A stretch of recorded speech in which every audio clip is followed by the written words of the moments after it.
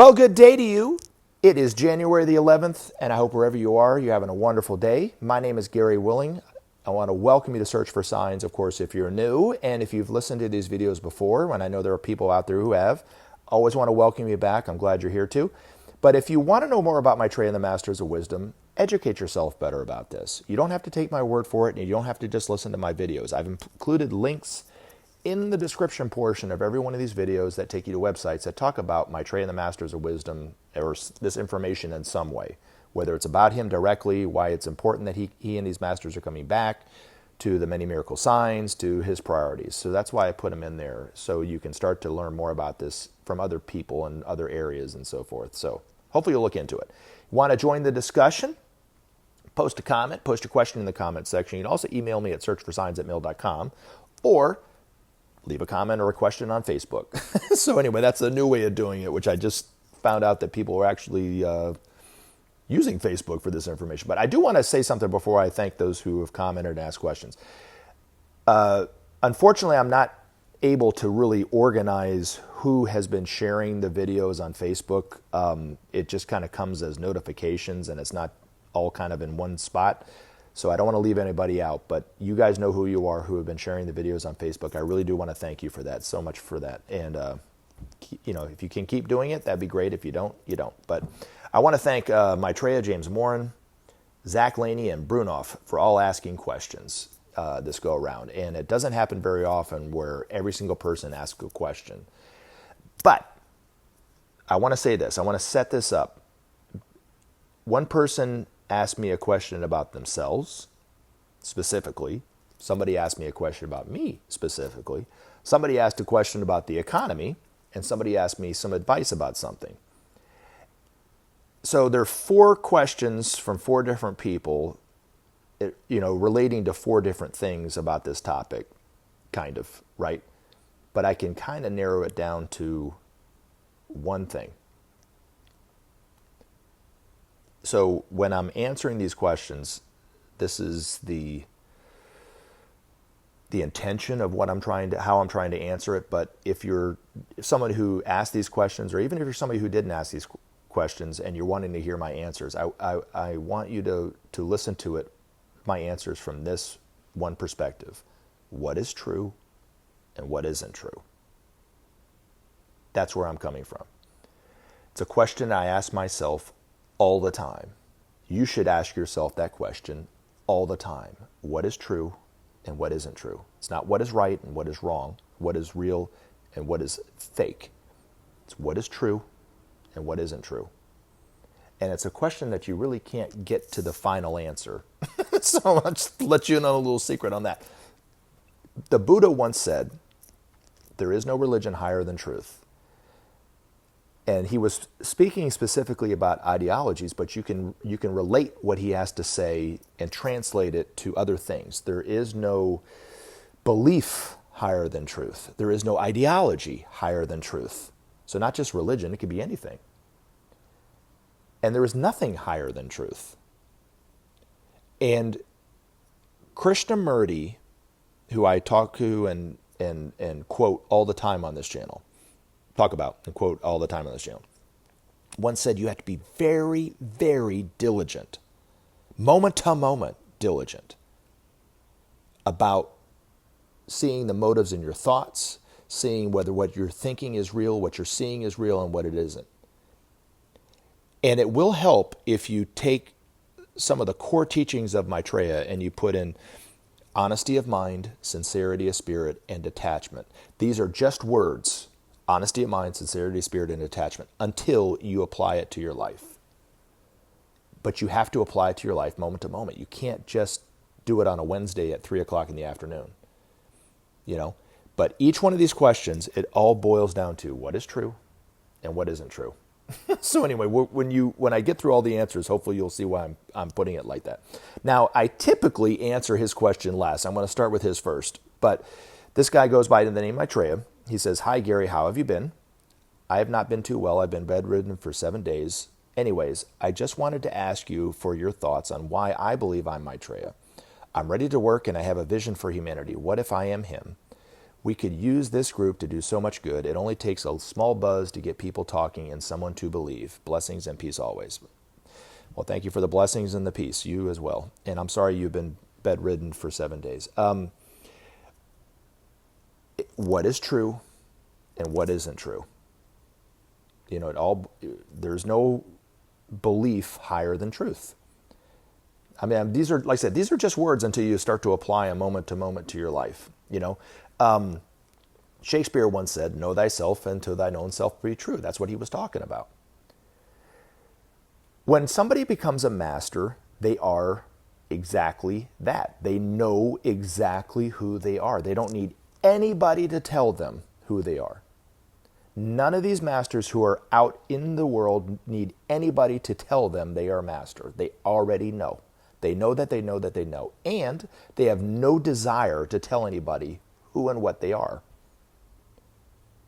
Maitreya has no desire to tell anybody that he is the one awaited by all the world's religions. That's why the times that people have started to suspect that he was Maitreya, or the Imamati, when he was living in the Asian community of London, and they asked him, he didn't just come out and tell them that. And he said, he kind of put it like this: well, if I'm the Christ for the Christians, or the Imamati for the Muslims, then what about the Messiah for the Jews, or the Kalki Avatar for the Hindus? What about them? He goes, and this is him saying this, not me, but he said, look to me as a teacher. That's nearer the mark, I think is how he put it. Because that's who he is. He's just a teacher. We see him as that. We are awaiting him to come back whether we know it or not.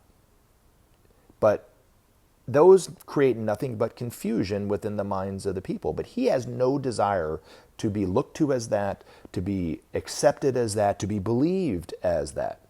He doesn't need you to change your beliefs on anything like that. He just wants to be looked to as a teacher, because that's all he is. But my third grade teacher could make the same claim. He's just a teacher in a broader sense, a teacher for the whole world on a lot of different things. He's perhaps gone a little farther on the evolutionary path than my third grade teacher has, right? Or any one of us have. But, that's who he is. When I call and refer to him as the Christ, it's not as a belief. It's not as a demigod. It's because he can literally manifest. He doesn't just manifest love. He literally embodies it.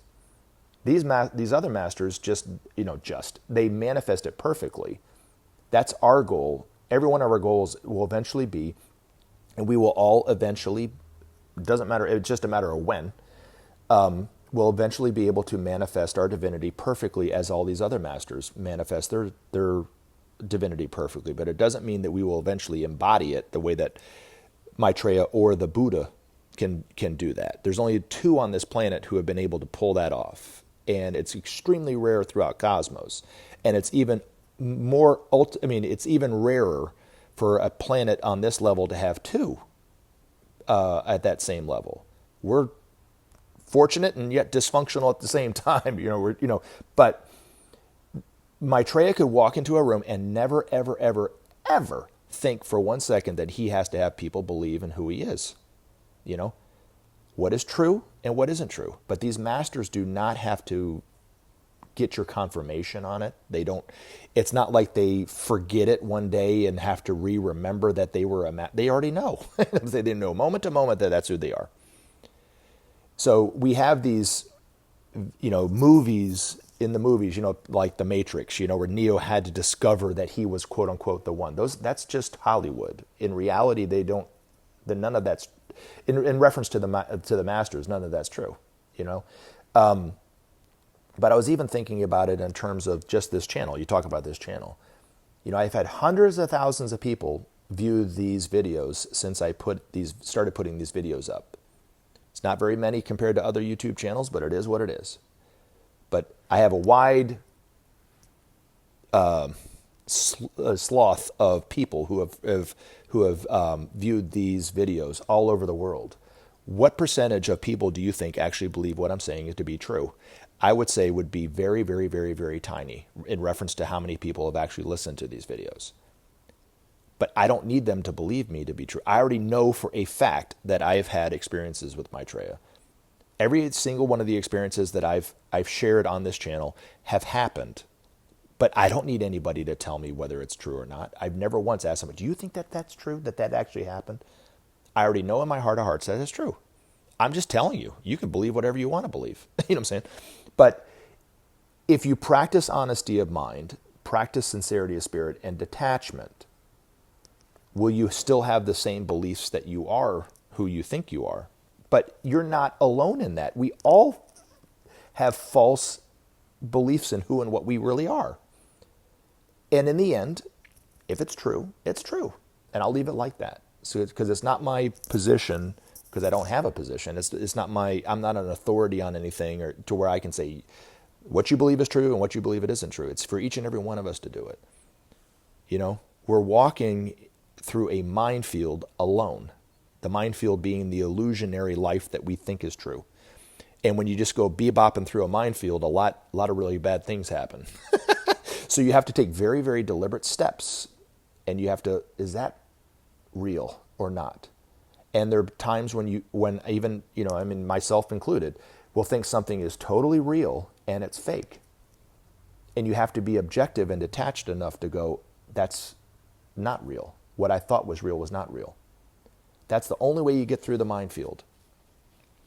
But the illusions are a minefield.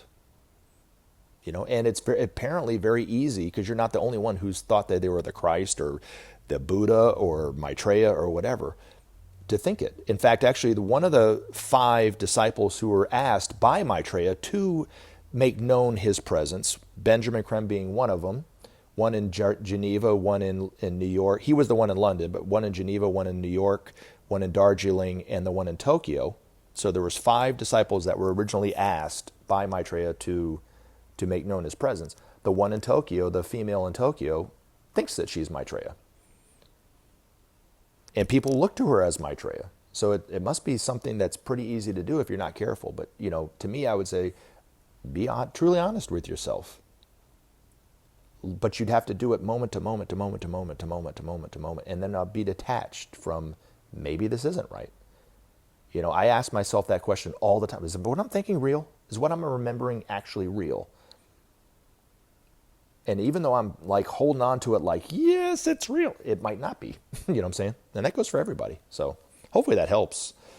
All right, so let's get on to the next question. Brunoff.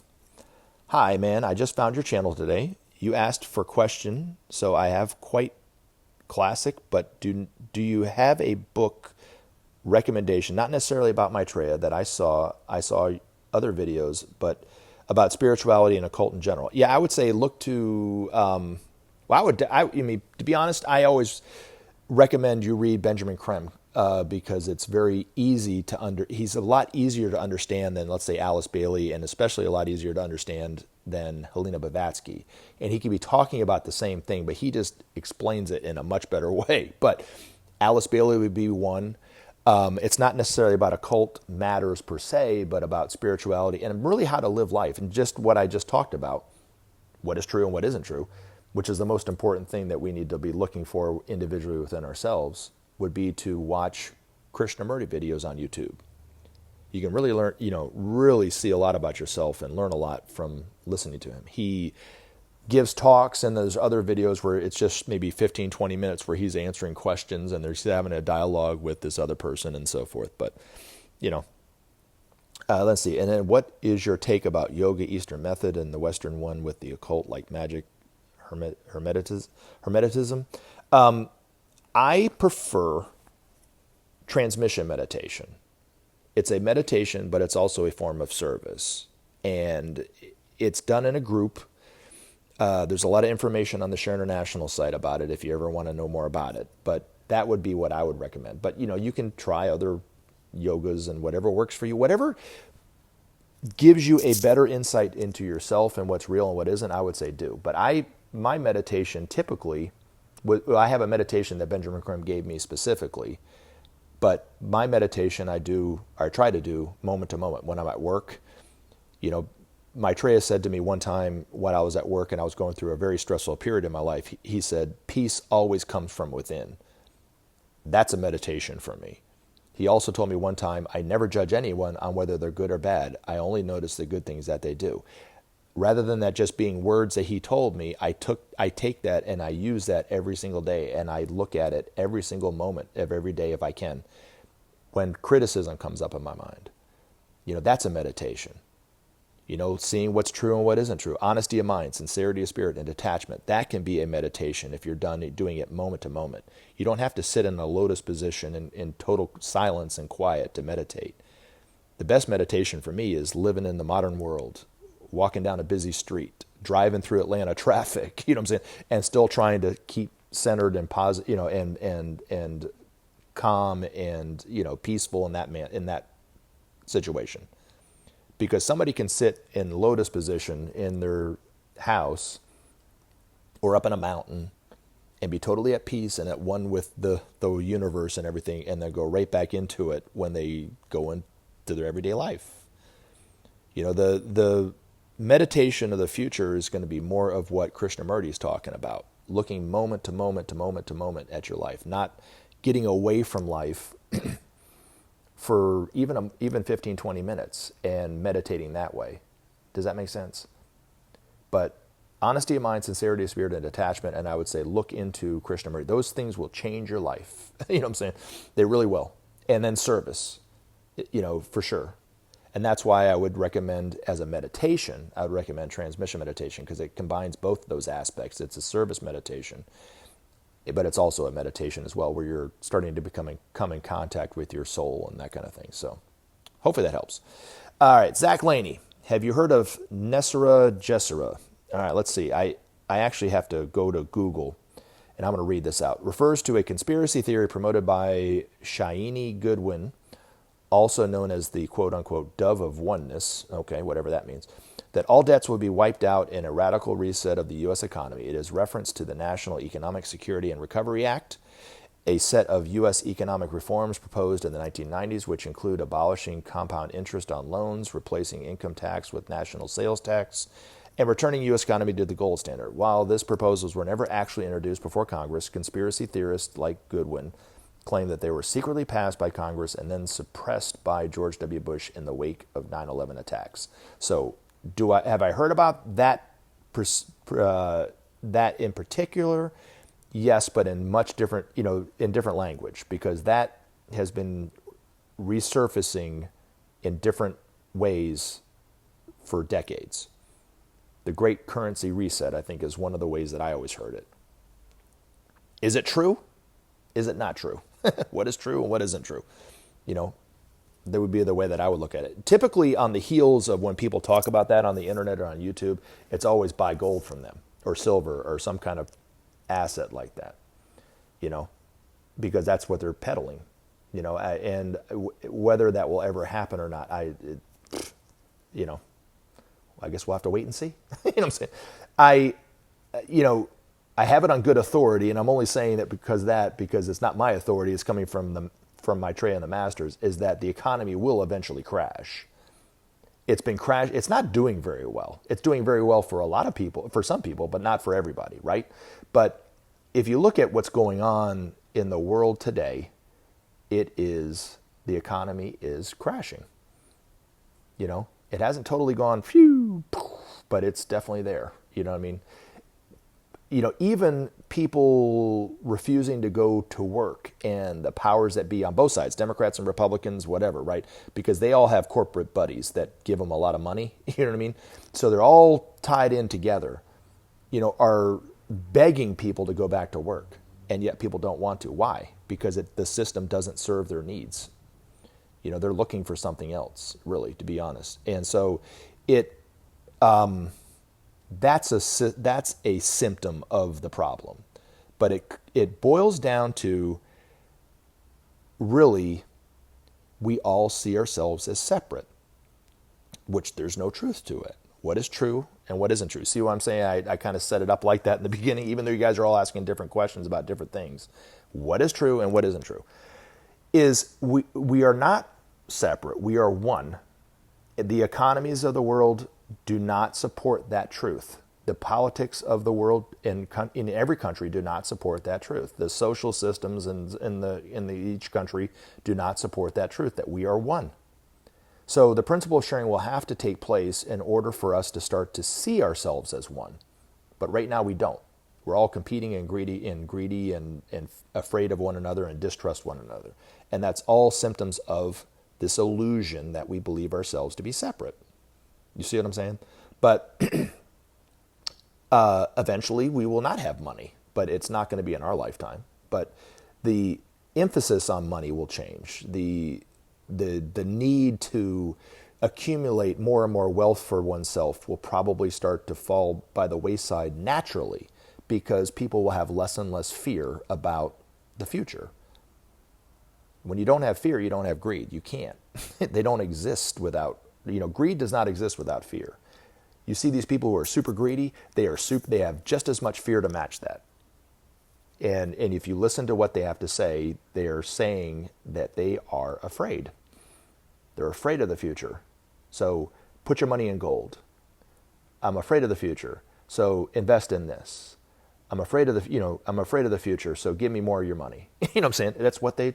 That's just what we all do, But when you shed your fear of the unknown and you have a little bit more hope for the future, well, guess what? Your greed starts to kind of go away. It goes away naturally. You don't even have to do anything about it. It just, why would I do that? I'd rather just, and that's where I think a lot of people are not going to work, because they're starting to shed their fear of, well, I don't really need to go to, why am I working for this? It's all a part, people always look for signs. The title of this video series is Search for Signs. Well, one of the signs that you can see right now is society is shifting. The masses are shifting. They're becoming more educated. They're becoming more aware of what the politicians are doing on both sides. Both sides. They're starting to see the unnecessary drudgery of the life that was forced on them by this economic tyranny. And they're like, I don't want that anymore. This is all a part of the process of humanity waking up to the truth that we are one. We're seeing it right now, right? But to me, when people talk about the global currency reset or whatever, it's all more of the same, Now, whether it will happen or not, that remains to be seen. So hopefully that answers your question. And then the last one, because it has to do with me, I'm going to answer this. So hopefully you guys have already turned this off. But anyway, James Morin. We won't make the necessary changes unless someone like him gives us an idea to what to do. It's the chicken and the egg thing. And then you also said, how are you serving others, Gary? What's wrong with wanting to do it to feel good? It's very hard to do it with COVID raging, whatever that means. You got paid to teach others, so it wasn't exactly selfless service. Well, when did I get paid to teach others? I mean, my job I do, but that's my job. You know what I'm saying? This I haven't gotten a dime for. So what is true and what isn't true, Is everything that I do totally selfless? No, I would never claim that. Only people that you can really look to and see as totally selfless are these masters, because they have no sense of individual self whatsoever. None. They have no desire for their own self. They have no personal will to get something done for themselves. It's all, they see nothing but oneness all the time, 100%. So that's truly how you serve others, is by, there is no others. You know what I'm saying? Sai Baba, somebody asked Sai Baba one time, how do you serve others? He goes, there are no others. So anyway, there you go. So anyway, hopefully those answered that question. What is true and what isn't true? Well, what isn't true is I don't make money off this channel for sure. You know what I mean? What isn't true is I don't go around saying that I'm doing selfless service. I just do whatever I can to help. If it's helping, great. If it isn't, But I don't need anybody to confirm or say that, or give me confirmation that I am serving. I'm either doing it or I'm not. You know what I'm saying? But anyway, hopefully this answers everybody's questions. I love you guys. Thank you so much for answering the questions, everyone. I look forward to more questions in the future. You guys stay safe and have a wonderful day. Remember to take action and help SOP save our planet. Thanks for listening, and we look forward to talking to you again in future videos.